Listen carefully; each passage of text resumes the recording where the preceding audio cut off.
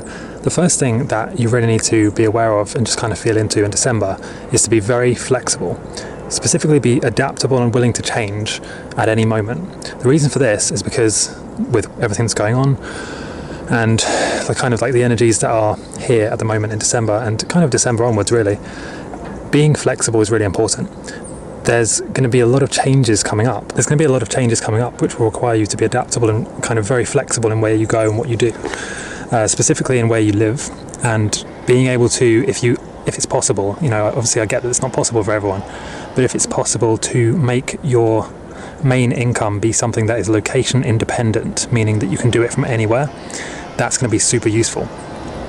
The ability also to not have too much stuff, that is also very useful, to not be cluttered and held down by a whole bunch of different objects and possessions and debts and mortgages and things you have to think about, owning a car.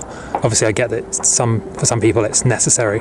You have to own a car, you have to have a certain job.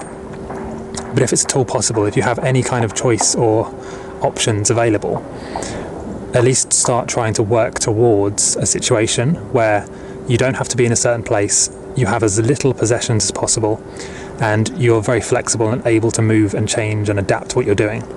This is going to be super useful, because what we're seeing is that places, organisations, governments and scenarios and situations, everything can change in a split second. Literally overnight you can now find yourself in a situation where you need to leave. You need to be able to leave, and if you can't, then you're going to struggle. Whereas if you're much more free-flowing and adaptable, especially in December onwards, you're going to have a much easier time. So that's the first thing. Being flexible is really important.